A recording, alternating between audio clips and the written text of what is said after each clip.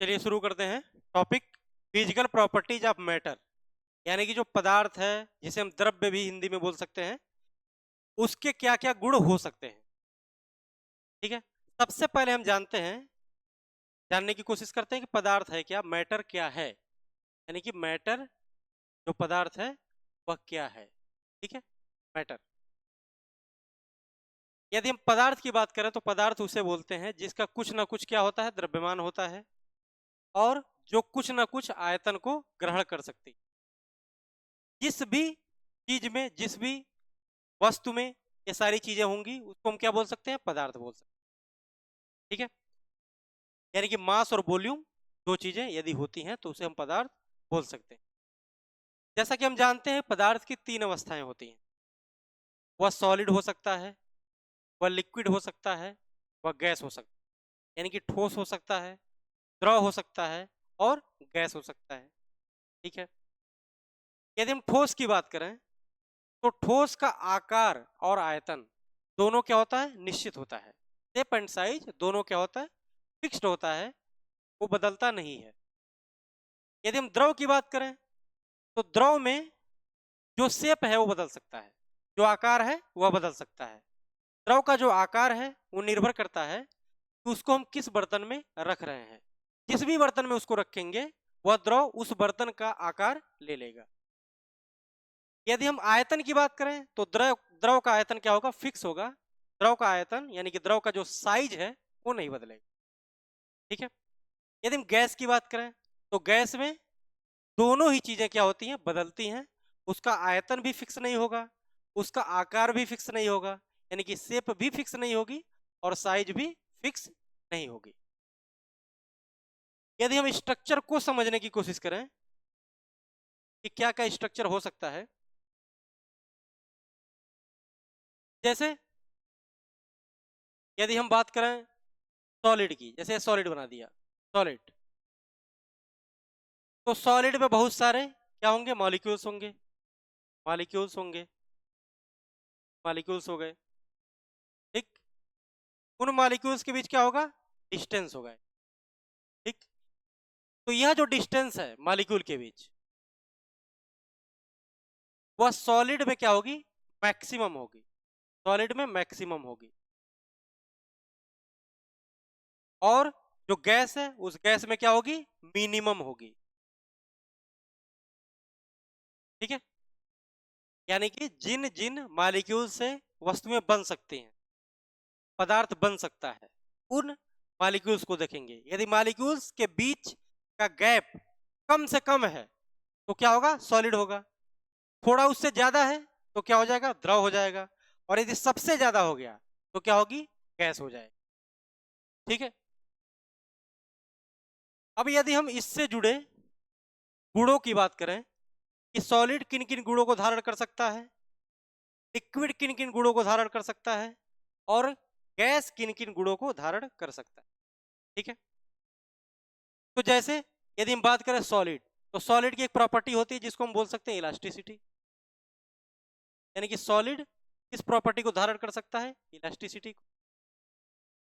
Liquid जो है उसमें क्या क्या प्रॉपर्टी हो सकती है, लिक्विड में प्रेशर हो सकता है, सरफेस टेंशन हो सकता है,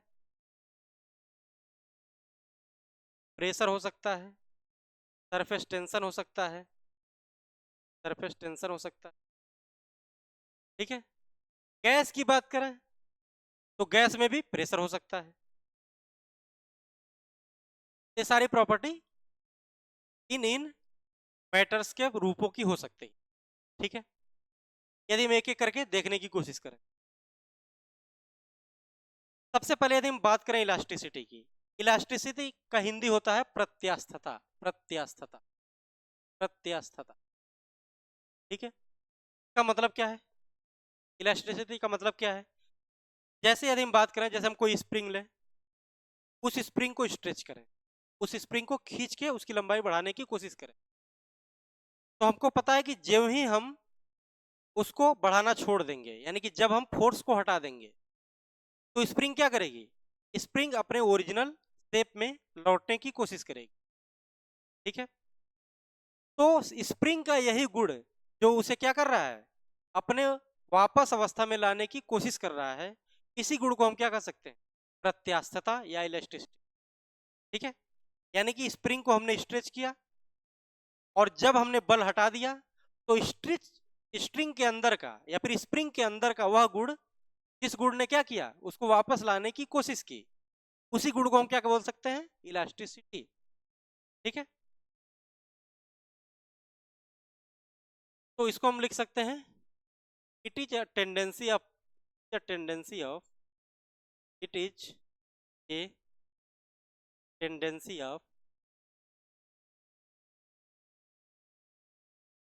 टेंडेंसी या फिर इट इज अ प्रॉपर्टी लिख लीजिए, it is a property due to which any material या फिर एनी मैटर resumes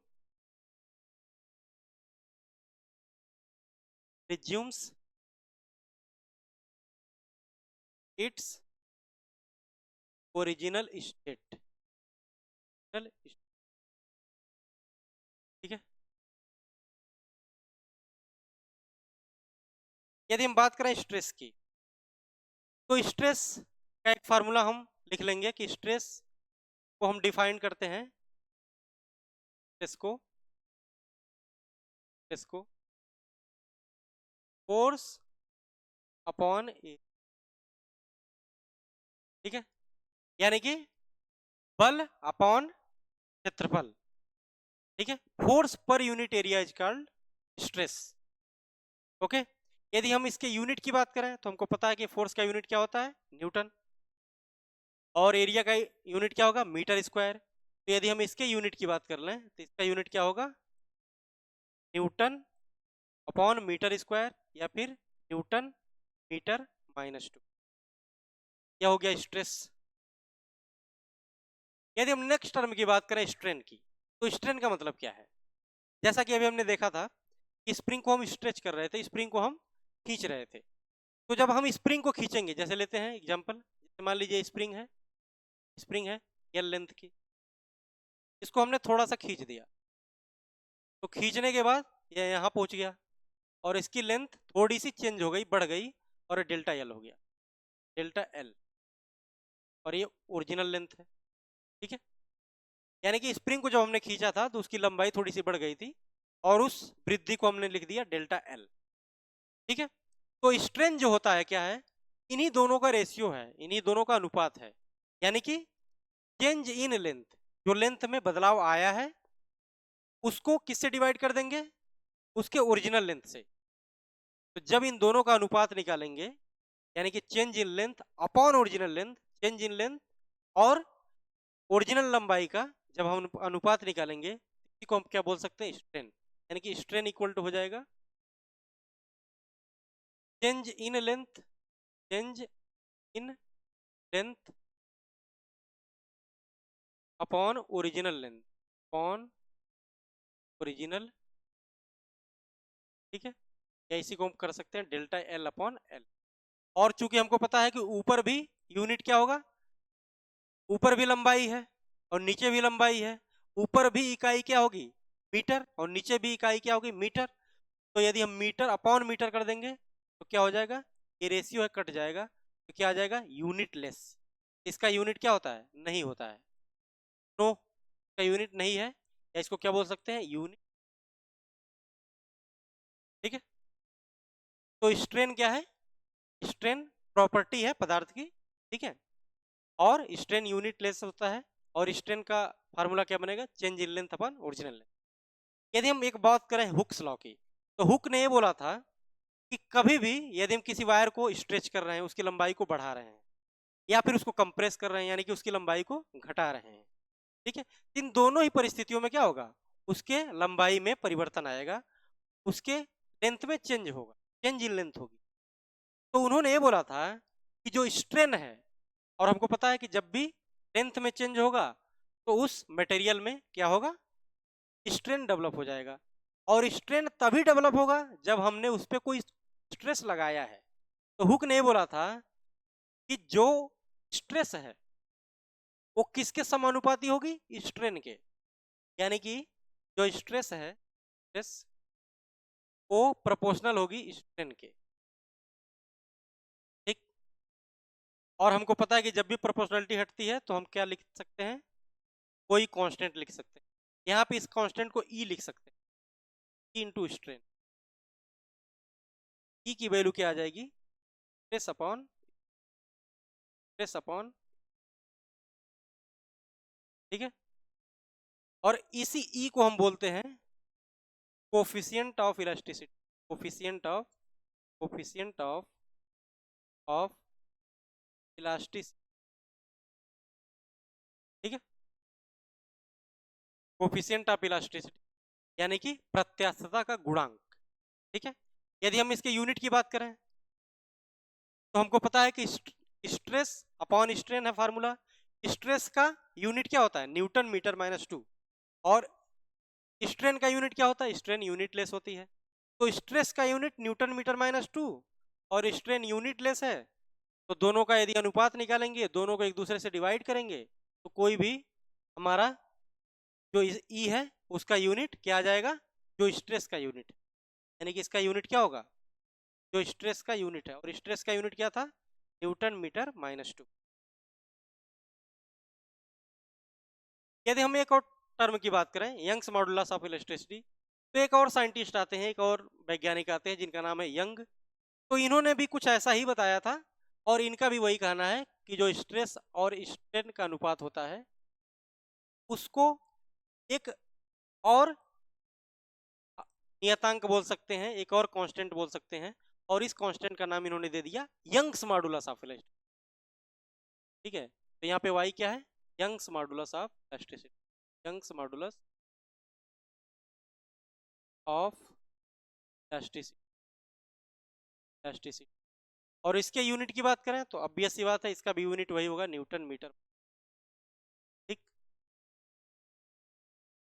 तो ये सारे गुण जो हम पढ़ रहे थे, ये गुण किसके जनरली थे, सॉलिड के थे, ठीक है। अब हम आते हैं सॉलिड के बाद एक दूसरा स्टेट होगा जिसको हम फ्लूइड बोलते हैं, ठीक है।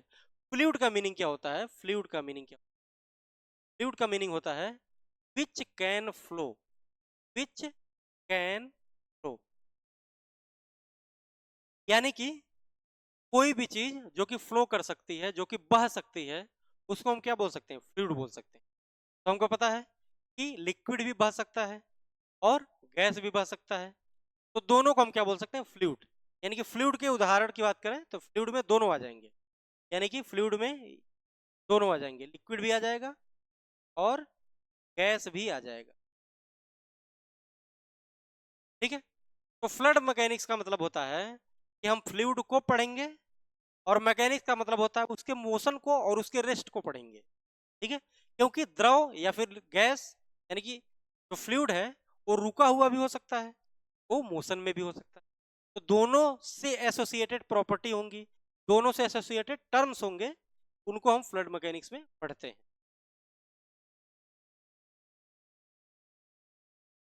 एक टर्म की बात करें हम डेंसिटी की, तो हमको पता है कि डेंसिटी का मतलब क्या होता है, डेंसिटी का मतलब होता है द्रव्यमान वटे आयतन, मास अपॉन वॉल्यूम। डेंसिटी यानी कि घनत्व, डेंसिटी यानी कि घनत्व, और घनत्व का फार्मूला होता है density equal to mass upon volume, यानी कि द्रव्यमान कौन आयतन, ठीक है। यदि हम इसके यूनिट की बात करें, इकाई की बात करें, तो हमको पता है कि द्रव्यमान की इकाई क्या होती है, किलोग्राम होती है, और आयतन की इकाई क्या होती है, मीटर क्यूब होती है। यदि हम इसके यूनिट की बात करेंगे, unit of D, unit of D क्या हो जाएगा, डेंसिटी का यूनिट क्या हो जाएगा, किलोग्राम मीटर माइनस 3, ठीक है। हमको पता है कि मॉलिक्यूल्स, अभी हमने सीखा था कि कोई भी मैटर होगा, चाहे वो सॉलिड हो, चाहे वो लिक्विड हो, चाहे वो गैस हो, वो सब किससे मिलकर बने हैं, मॉलिक्यूल से मिलकर बने हैं। और मॉलिक्यूल्स के बीच क्या होती है, स्पेसिंग होती है और डिस्टेंस होती है, जो कि सॉलिड में सबसे कम होती है, लिक्विड में थोड़ी ज्यादा हो जाएगी और गैस में सबसे ज्यादा हो जाएगी। तो डिस्टेंस जितना कम होगा उतने ही मालिक्यूल पास पास होंगे। कहने का मतलब क्या है कि कम ही आयतन में, बहुत कम आयतन में ज्यादा मालिक्यूल हो जाएंगे यदि सॉलिड की बात करें। क्यों? क्योंकि उनके बीच का गैप क्या है, कम है। यदि हम लिक्विड की बात करें तो गैप क्या होगा, बढ़ेगा। इसकी वजह से थोड़ा सा आयतन ज्यादा लेना पड़ेगा उतने ही मालिक्यूल को रखने के लिए। यदि हम गैस की बात करें तो गैस में आयतन क्या हो जाएगा, बहुत ज्यादा हो जाएगा। ठीक है, मालिक्यूल बहुत दूर दूर चले जाएंगे। यदि मालिक्यूल दूर दूर जाते हैं तो उतने ही मालिक्यूल को रखने के लिए क्या होगा, हमको अधिक आयतन की जरूरत पड़ जाएगी। ठीक है, कहने का मतलब हुआ कि मालिक्यूल जितने जितने पास होंगे डेंसिटी उतनी ज्यादा होगी, मालिक्यूल दूर होंगे तो डेंसिटी कम होगी। ठीक है, उदाहरण के तौर पे यदि हम बात करें, जैसे ठंडी हवा जो होती है, तो ठंडी हवा में मालिक्यूल पास होते हैं तो उसका घनत्व डेंसिटी क्या है, ज्यादा है। जो गर्म हवा होती है उसमें मालिक्यूल दूर दूर हो जाते हैं, क्योंकि टेम्परेचर बढ़ेगा मालिक्यूल के गैप को बढ़ा देगा। तो जब मालिक्यूल का गैप बढ़ जाएगा तो आयतन बढ़ जाएगा, और आयतन बढ़ेगा तो घनत्व कम हो जाएगा। तो जो ठंडी हवा है उसका घनत्व ज्यादा है, जो गर्म हवा है उसका घनत्व कम है। ठीक है, यदि हम आगे बढ़े तो एक टर्म को देखें, प्रेशर। प्रेशर को क्या बोलते हैं, प्रेशर को बोल सकते हैं हम हिंदी में दाब। ठीक, और प्रेशर का फार्मूला वही होता है जो स्ट्रेस का भी हमने पढ़ा था, फोर्स अपॉन यदि इसके यूनिट की बात करें, इसका यूनिट वही होगा जो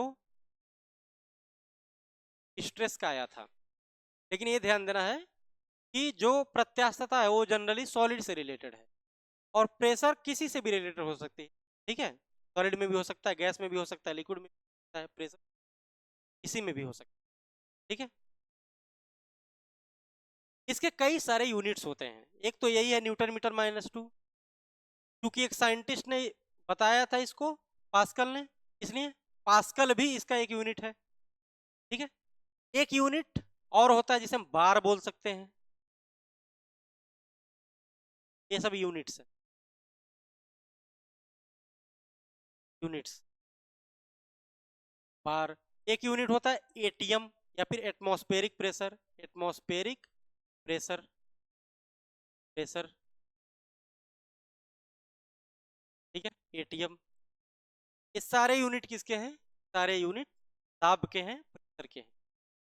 ठीक है, यदि हम पास्कल लॉ की बात, तो जैसा कि अभी हमने देखा है कि जो दाब है उसके बारे में पास्कल ने बताया था, और उन्हीं के नाम पे का एक इकाई रख दिया कि प्रेशर जो होगा उसको हम का एक यूनिट पास्कल बोलते हैं। तो पास्कल क्या कहते हैं उसको देखें। पास्कल ये कहते हैं कि यदि कोई ऐसा लिक्विड है जो मूव नहीं कर रहा, मूव का मतलब क्या है, स्टेशनरी है, रुका हुआ है, रेस्ट में। तो यदि कोई लिक्विड रेस्ट में है, ठीक है, और इस पे कोई प्रेशर लगाएं, प्रेशर लगाएं, ठीक है, कोई लिक्विड है, कोई द्रव है, वो क्या है, रेस्ट में है, रुका हुआ है। यदि उस पर हम कोई भी दाब लगाते हैं, प्रेशर लगाते हैं, तो यह प्रेशर क्या होगा, पूरे के पूरे लिक्विड में फैल जाएगा इक्वली। यानी कि प्रेशर लगाने पर लिक्विड में वही प्रेशर ट्रांसफर हो जाएगा इक्वली सभी दिशाओं में, सभी डायरेक्शन में। ठीक है, लेकिन एक चीज ध्यान देनी है कि सेम हाइट पे ट्रांसफर होगा।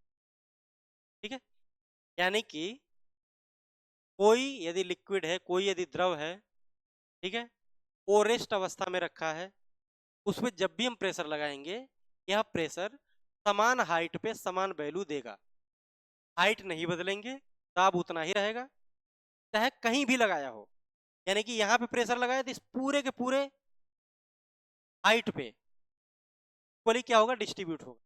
लेकिन यदि हाइट में चेंज करेंगे तब वैल्यू थोड़ी चेंज आ सकती है, क्योंकि हमको पता है कि हाइट जैसे हम गहराई पे जाते हैं प्रेशर क्या होता है, बढ़ता है। यानी कि समुद्र के नीचे जाएं या रिवर के नीचे जाएं, कहीं भी पानी है उसके अंदर जाते हैं, या फिर अर्थ के अंदर जाएं, तो भी जैसे जैसे डेप्थ बढ़ेगी वैसे वैसे क्या होगा, प्रेशर बढ़ता है। ठीक है, तो प्रेशर समान तभी रहेगा जब हाइट समान रहेगी, हाइट बदलती है तो प्रेशर बदल जाएगा। ठीक है, जैसे हम देखें, जैसे यही एग्जाम्पल हमने जो लिया था, ये कोई द्रव है, लिक्विड है, और लिक्विड पे हमने क्या लगा दिया, प्रेशर। ठीक है, और मान लिया हमने किसी हाइट एच पे कोई लिक्विड का मॉलिक्यूल है, इस पे प्रेशर निकालना चाहते हैं, इसका प्रेशर थोड़ा सा बढ़ जाएगा। ठीक, यानी कि यहाँ पे प्रेशर जो होगा, मान लीजिए पॉइंट ए है, तो पॉइंट ए पे जो प्रेशर होगा जितना ऊपर लगा है प्लस एच डी जी इतना बढ़ जाएगा।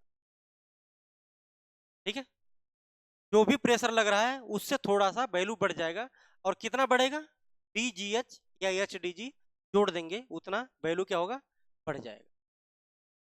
ठीक है, हाइट में उल्टा है, जैसे जैसे हाइट बढ़ेगी प्रेशर कम होता है, लेकिन जैसे जैसे गहराई बढ़ेगी प्रेशर बढ़ता है।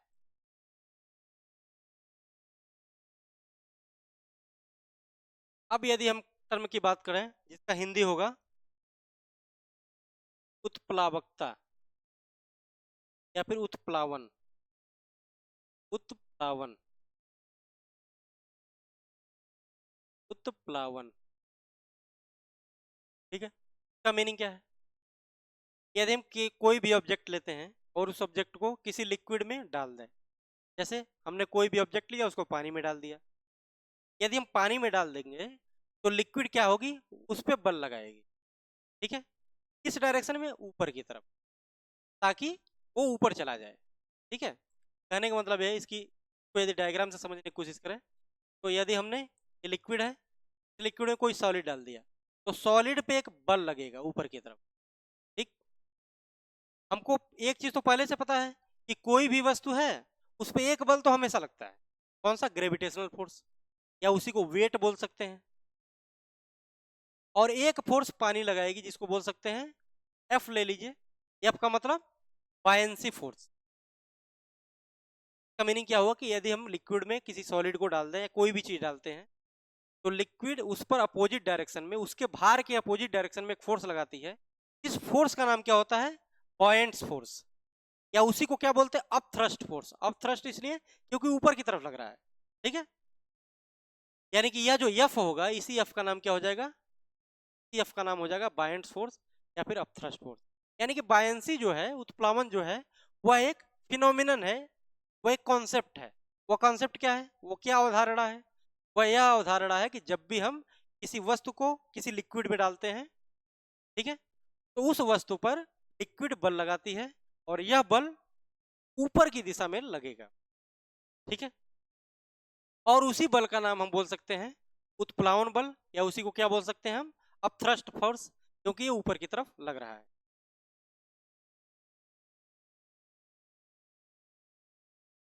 ठीक है, अब एक साइंटिस्ट आए जिनका नाम था आर्किमिडीज। आर्किमिडीज ये बताते हैं कि यदि हम किसी वस्तु को पानी में डाल दें या किसी लिक्विड में डाल दें तो उस पर एक फोर्स लगेगा, जिसको हम बोलते हैं अपथ्रस्ट फोर्स। इन्होंने ये बताया था कि जो भी अपथ्रस्ट फोर्स है या फिर जो भी बायंट फोर्स है वो उतना ही होगा जितना कि वस्तु के द्वारा जो पानी हटाया गया था उसका भार होगा। इसका मतलब क्या हुआ, समझते हैं। जैसे मान लीजिए पानी है, पानी या कोई लिक्विड, इस लिक्विड में हमने कोई सॉलिड डाल दिया है, सॉलिड डाल दिया, तो हमको पता है कोई सॉलिड डाल दिया, हमको पता है कि जितना पोर्शन, मान लें ए बी, तो जितना पोर्शन हमने पानी में डाला है, एग्जाम्पल के तौर पे ए बी, ये वाला पोर्शन, ए बी सी लिख सकते हैं, ए बी सी वाला जो पोर्शन है, इतना पोर्शन पानी के अंदर चला गया। तो जितना पोर्शन पानी के अंदर गया है वह उतना ही पोर्शन में, उतना ही वॉल्यूम में क्या हटा देगा, उतना ही वॉल्यूम में लिक्विड को हटा देगा। यानी कि लिक्विड क्या हो जाएगी, डिस्प्लेस्ड हो जाए, डिस्प्लेस्ड लिक्विड हो जाएगी। ठीक है, तो डिस्प्लेस्ड लिक्विड कितनी होगी, ए बी सी। ठीक है, यदि जो भी लिक्विड डिस्प्लेस हुई है, जो भी हटी है, उसका हम भार निकालना है। भार कैसे निकालेंगे, उसका मास निकाल देंगे, मास इंटू जी कर देंगे। ठीक है, तो जो भी लिक्विड हटी है, जो भी लिक्विड को सॉलिड ने हटाया है, यदि उसका हम भार ले लें तो यह भार किसके बराबर होगा, मतलब डिस्प्लेस्ड लिक्विड एबीसी है और वेट ऑफ एबीसी यदि हम निकाल लें, वेट ऑफ एबीसी, तो यह किसके बराबर होगा, ये बराबर होगा वही जो अभी हमने देखा था, अपथ्रस्ट फोर्स। अपथ्रस्ट फोर्स या इसी को क्या बोल सकते हैं, बायंट फोर्स। ठीक है, यानी कि कोई भी वस्तु पे जो ऊपर की तरफ बल लगेगा, जो बायंट फोर्स लगेगा या जो अपथ्रस्ट फोर्स होगा, उसका मैग्नीट्यूड यदि हम निकालेंगे, उसका परिमाण निकालेंगे, तो किसके बराबर होगा, यह उस भार के बराबर होगा जो भार कैसे निकलेगा? जो भार हम निकालेंगे जब भी सॉलिड को लिक्विड में डाला था, तो लिक्विड का जितना भार हटा था, सॉलिड ने जितना भार हटाया था, उस भार को यदि हम निकाल लें तो उस भार के बराबर हो जाएगा। तो यही है आर्किमिडीज प्रिंसिपल, यानी कि जब भी पानी में कोई चीज डालेंगे, जब भी लिक्विड में कोई चीज डालेंगे, तो वह किसके बराबर भार हटाएगा? वो अपथ्रस्ट फोर्स के बराबर भार हटाएगा, या जितना भार हटा वो किसके बराबर होगा? अपथ्रस्ट फोर्स के बराबर। यानी कि भार हटाना ये इंपॉर्टेंट है। जितना ज्यादा हटेगा अपथ्रस्ट उतना ज्यादा होगा, और उतना ही ज्यादा वह वस्तु पानी में फ्लोट कर पाएगी। ठीक है, जैसे लॉ ऑफ फ्लोटेशन की बात करें तो 3 कंडीशंस बन सकते हैं। ठीक है, ये तीनों कंडीशंस क्या क्या हो सकते हैं? एक, जैसा कि हम जान रहे हैं कि यदि हम जैसे मान लें लिक्विड में हमने डाला कोई वस्तु, तो एक तो इस पे लगेगा W, W यानी कि mg, यानी कि weight of object, weight of. और हमको पता है कि ऑब्जेक्ट का जो वेट होगा हमेशा किधर होगा? नीचे की तरफ होगा। ठीक है, और एक इस पे बल लगेगा, उस बल की दिशा क्या होगी? इसके विपरीत, जैसा कि अभी हमने देखा था कि लिक्विड उस पे बल लगाएगी और यह बल अपोजिट डायरेक्शन में लगेगा, यानी कि यह बल इधर लगेगा, तो हम अपथ्रस्ट फोर्स बोल दें। ठीक है, यानी कि कोई वस्तु यदि हम डुबो रहे हैं, सबमर्ज कर रहे हैं लिक्विड में, उस पर 2 बल काम करेंगे, एक है उसका वेट और दूसरा है अपथ्रस्ट। तो इसके 3 स्थितियां बन सकती, कौन कौन सी स्थिति हो सकती है इसको देखते हैं। यदि W जो है वो F से बड़ा है, ठीक है, W F से बड़ा होने का मतलब क्या है? उसका भार ज्यादा है और जो अपथ्रस्ट है वो कम है, यानी कि नीचे वाला जो बल है वो ज्यादा है, ऊपर वाला बल कम है। तो वस्तु क्या होगी? नीचे जाएगी, और नीचे जाएगी इसका मतलब क्या हुआ? पानी में डूब जाएगी। ठीक है, ये क्या हो जाएगी? पानी में डूब जाएगी, सबमर्ज्ड या सिंक बोल सकते हैं। ऑब्जेक्ट क्या होगा? ऑब्जेक्ट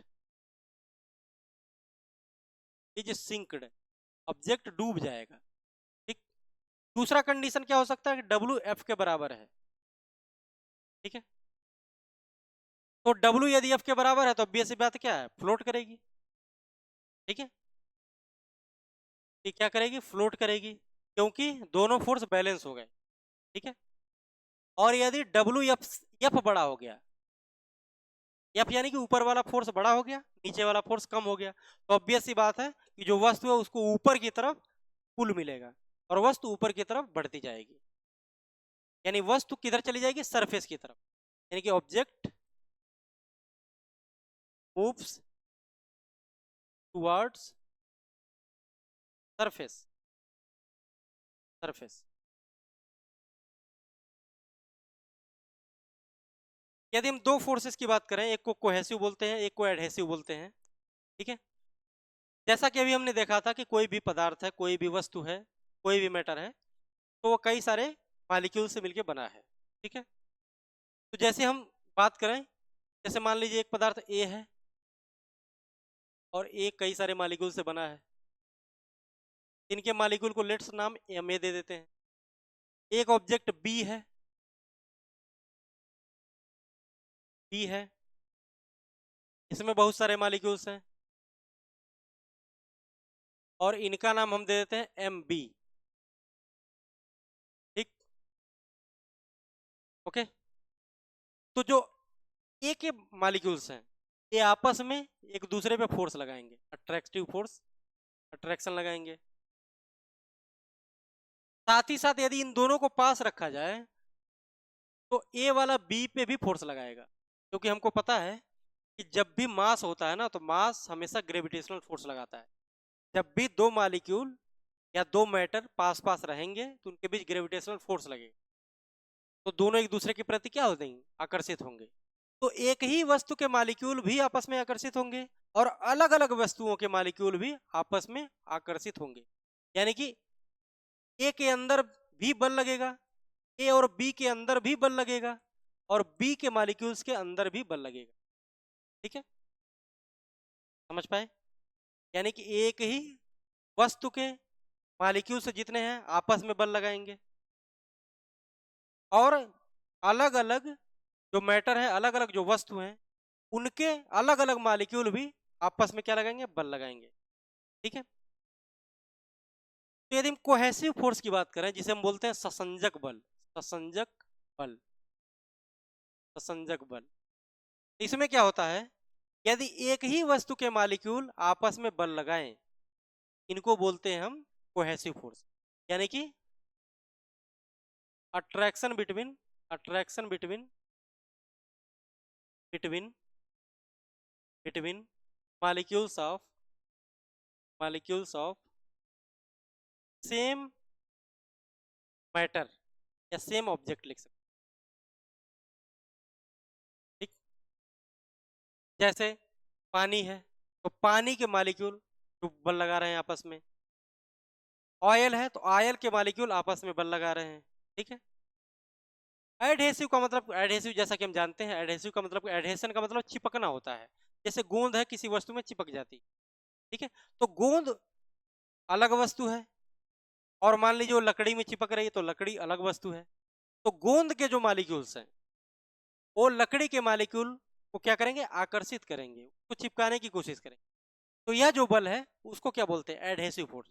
यानी कि अलग अलग वस्तुओं के मॉलिक्यूल यदि आपस में अट्रैक्शन फोर्स लगाते हैं तो हम बोल सकते हैं, यानी कि attraction between, between molecules of, molecules of different, different objects, अलग अलग पदार्थों के बीच यदि उनके मॉलिक्यूल बल लगाएंगे तो, ठीक है।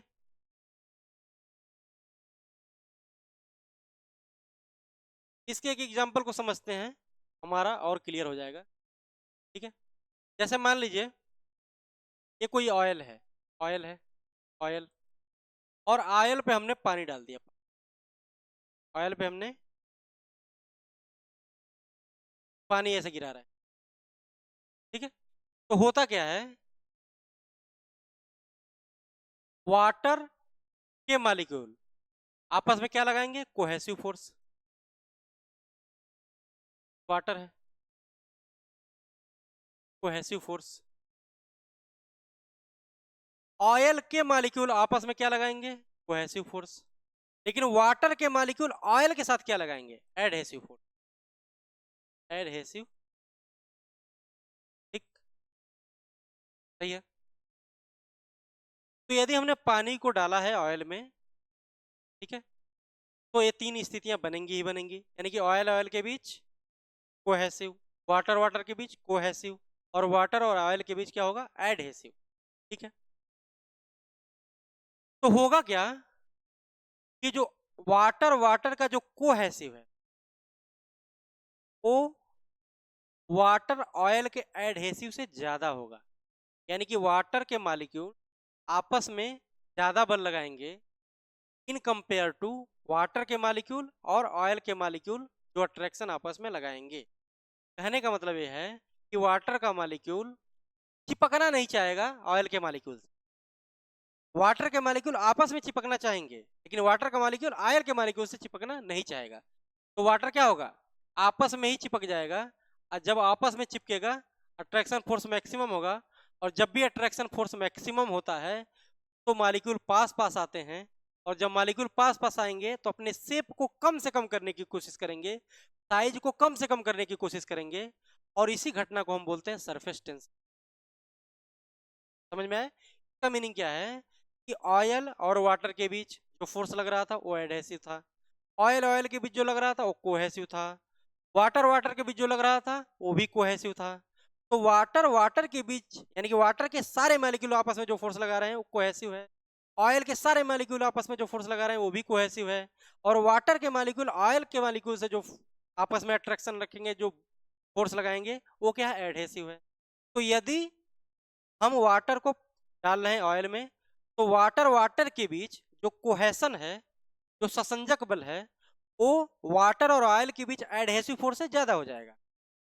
तो जब ज्यादा हो जाएगा तो वाटर के मॉलिक्यूल क्या करेंगे, आपस में अट्रैक्शन बढ़ाएंगे, अट्रैक्शन बढ़ेगा तो पास पास आने की कोशिश करेंगे, और जब भी मॉलिक्यूल्स पास पास आते हैं तो ऑब्वियस सी बात है वॉल्यूम घटेगा, यानी कि शेप और साइज कम से कम करने की कोशिश करेंगे।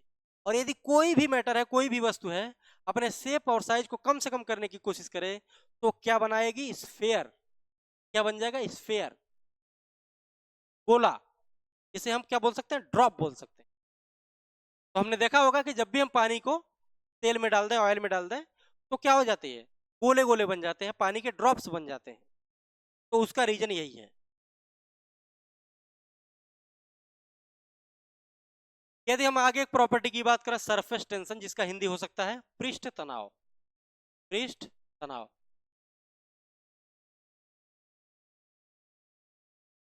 ठीक है। अभी हमने देखा था कि जब भी अट्रैक्शन बढ़ेगा सेम मालिक्यूल के बीच, यानी कि एक ही मैटर के मालिक्यूल के बीच, एक ही पदार्थ के मालिक्यूल के बीच जब भी अट्रैक्शन बढ़ता है, यानी कि ससंजक बल या कोहेसिव फोर्स बढ़ता है, तो उस कंडीशन में वो क्या करेगा? अपने शेप और साइज को कम से कम करने की कोशिश करेगा। किसी भी वस्तु की यही टेंडेंसी क्या कहलाती है? Surface tension. यानी कि किसी भी पदार्थ का वह गुण, किसी भी मैटर का वह प्रॉपर्टी, जिससे वह क्या करे?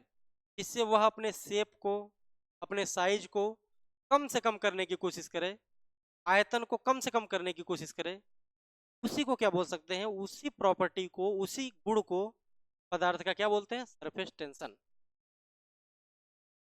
यानी कि it is a property, a property of a matter लिख सकते हैं, और बेसिकली लिक्विड लिख सकते हैं, of a liquid by which it acquires, it acquires, ग्रहण करती, acquires minimum shape, minimum shape, ठीक। और मिनिमम शेप हमेशा याद रखना है, मिनिमम शेप हमेशा कैसा होगा? मिनिमम शेप जो होता है, सबसे कम शेप किसका होता है? पेयर का। यानी कि कोई भी वस्तु यदि अपना कम से कम शेप लेना चाहेगी, कम से कम आकार लेना चाहेगी, कम से कम आयतन लेना चाहेगी, का आकार गोला बन जाएगा, और इसी को बोलते हैं पृष्ठ तनाव, ठीक है। तो ऑब्वियस सी बात है कि जब भी पृष्ठ तनाव ज्यादा होगा, तो वह वस्तु दूसरे वस्तु में घुल नहीं पाएगी, ठीक है।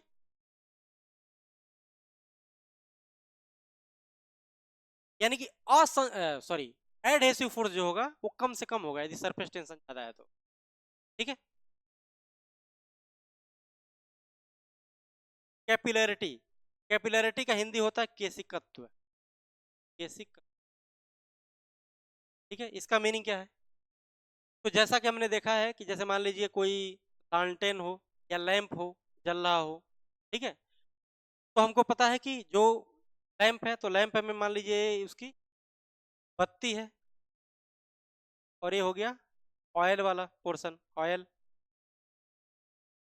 तो ऑयल क्या करता है? ऊपर की तरफ राइज करता है, ऊपर की तरफ चढ़ता है, ठीक है। यानी कि गुरुत्वाकर्षण बल के विपरीत वो चढ़ेगा, ठीक है। तो किसी ट्यूब या किसी नली, जैसे यहाँ पे बत्ती को नली मान सकते हैं, तो किसी नली में लिक्विड का चढ़ना या उतरना, राइज और fall of any liquid in any tube is called capillarity, ठीक है। क्या लिख सकते हैं? राइज और fall of any liquid, any liquid in A tube, हम भी क्या बोल सकते हैं? केशिकत्व बोल सकते हैं। इसका एक उदाहरण जैसे यही हो गया, लालटेन या फिर लैंप हो गया। एक उदाहरण जो इंक वाली पेन आती है, ठीक है, तो उसमें भी होता है, क्योंकि जो इंक होती है वो राइज कर जाती है, ठीक है। जो हम ब्लॉटिंग पेपर, जिससे हम क्या बोल सकते हैं? सोखता बोलते हैं हिंदी में, जो सोखने का काम करता है, उसमें भी ये घटना होती है। यदि हम बायोलॉजी की बात करें, तो बायोलॉजी में हमने पढ़ा है जाइलम होता है। जाइलम क्या करता है? धरती के अंदर से, अर्थ के अंदर से खनिज को और पानी को क्या करेगा? एब्जॉर्ब करेगा, और उसको पत्तियों तक पहुंचाने का कोशिश करता है। तो यहाँ भी वही घटना हो रही है, क्योंकि अपोजिट डायरेक्शन में मोशन हो रहा है, तो भी कैपिलरिटी बोल सकते हैं। विस्कोसिटी, विस्कोसिटी का हिंदी हो सकता है श्यानता।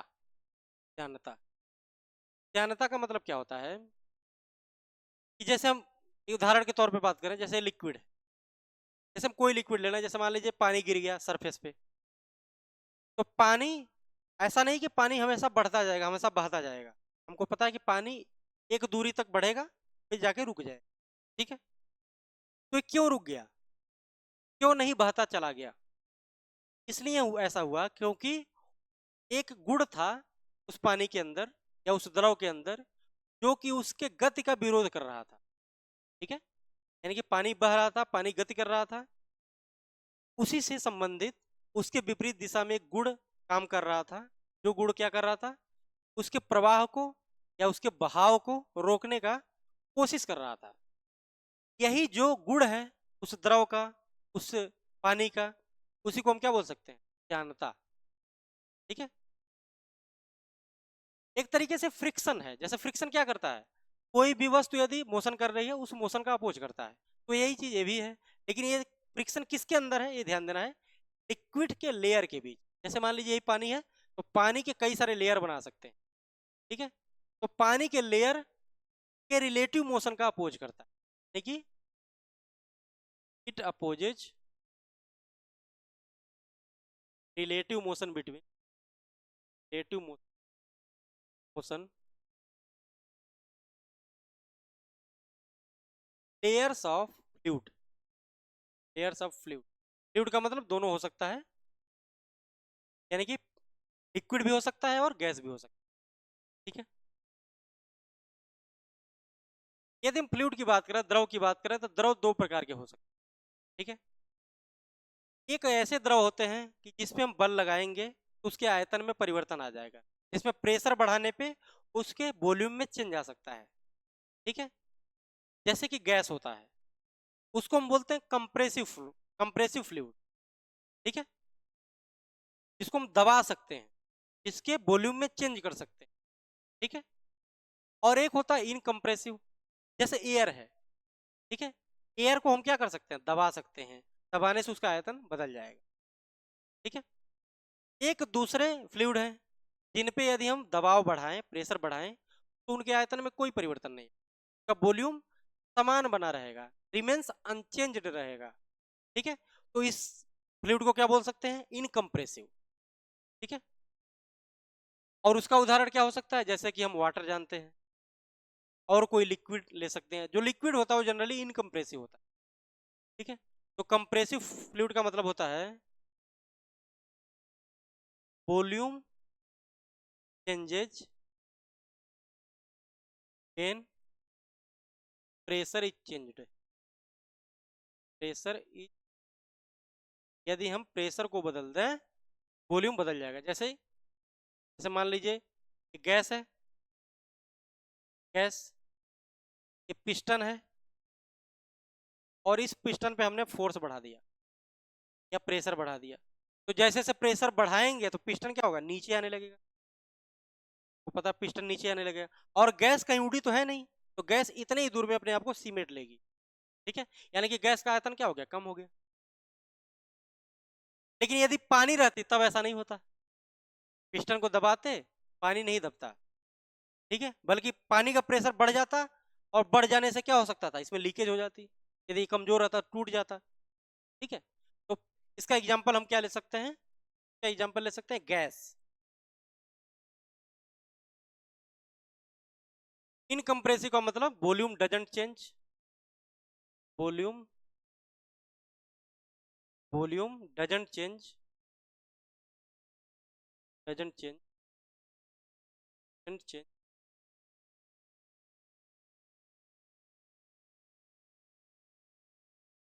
while pressure is change, while pressure is, यानी प्रेशर को बदलने पर वॉल्यूम में कोई बदलाव नहीं है, ठीक। अब एक टर्म को हम पढ़ते हैं, फ्लूइड डायनेमिक्स। अभी हमने जैसा कि पढ़ा था, जैसे पास्कल लॉ भी बताया गया था कि पास्कल लॉ तब वैलिड है जब जो लिक्विड है या जो फ्लूइड है वो क्या है, रुका है, रेस्ट पे है, मोशन नहीं कर रहा है, ठीक है। यदि हम मोशन की बात करें, यदि लिक्विड मोशन करने लगे, जैसे विस्कोसिटी हो गई, विस्कोसिटी में लिक्विड क्या करने लगता है, मोशन करने लगता है, तो उसको हम डायनेमिक्स बोल सकते हैं, फ्लूइड डायनेमिक्स बोल, ठीक है। तो जब भी लिक्विड मोशन करता है तो एक प्रॉपर्टी तो हमने पढ़ लिया है, विस्कोसिटी काम करती है उस पर, ठीक है। लेकिन जो फ्लो होता है वो दो टाइप का हो सकता है, यानी कि जो बहाव हो रहा है फ्लूइड का, वो दो टाइप का हो सकता है, ठीक है। जैसे कि उदाहरण के तौर पे हम बात करें, जैसे मान लीजिए कोई एक सोर्स है, जैसे हमने किसी लकड़ी को जला दिया, ठीक है। लकड़ी को जब जलाएंगे तो हम देखते हैं, मान लीजिए यहाँ लकड़ी है, तो यहाँ पे जला हुआ है, यहाँ से धुआं निकल रहा है। तो धुआं पहले यदि हम ध्यान से देखेंगे तो शुरुआत में ऐसे निकलता है पैरेलल, उसके बाद एक वेलोसिटी आएगी, उसके बाद से क्या होगा, ये फैल जाएगा,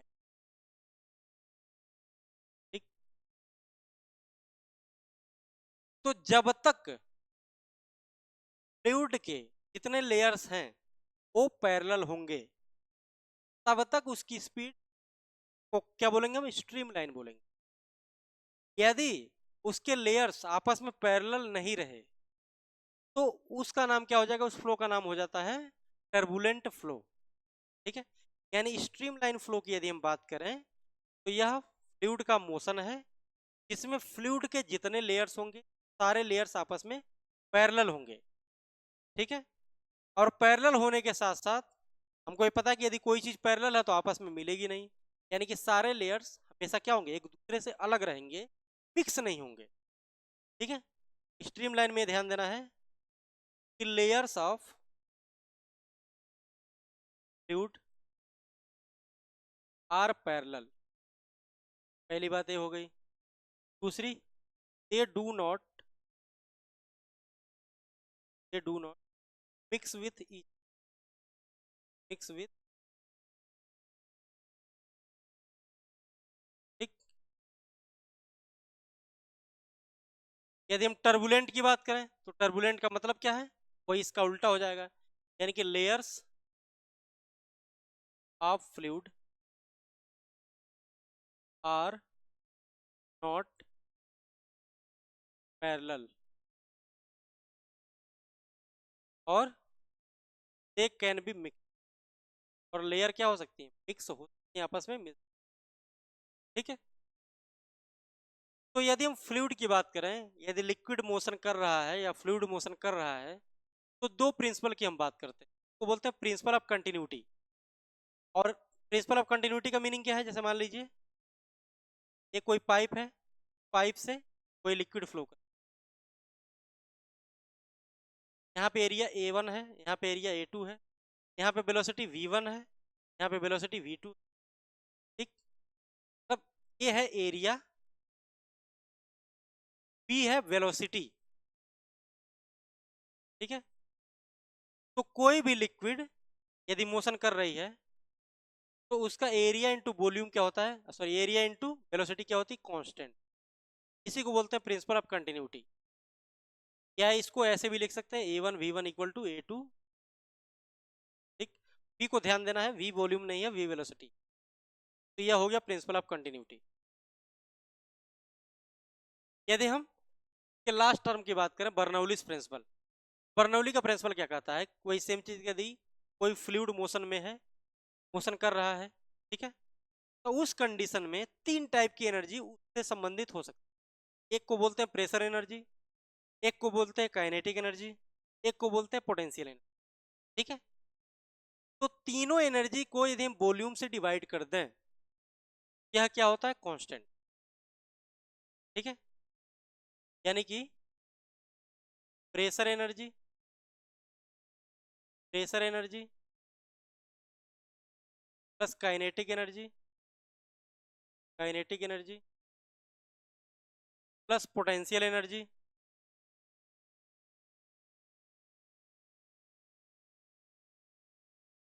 इक्वल टू कांस्टेंट, ऐसे भी लिख सकते हैं। यानी कि कंजर्वेशन ऑफ एनर्जी बोल सकते हैं, बर्नौली प्रिंसिपल को हम क्या बोल सकते हैं, कंजर्वेशन ऑफ एनर्जी, ठीक है। इसी को हम क्या लिख सकते हैं,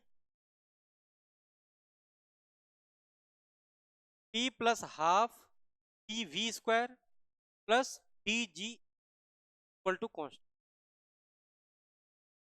फार्मूले के तौर पे हम ऐसे याद रख सकते हैं, ठीक।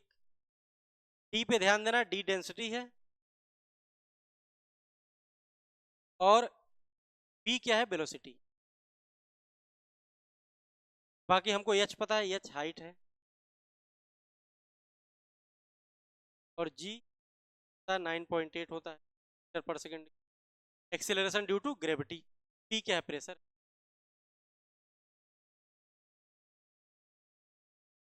ठीक है, धन्यवाद।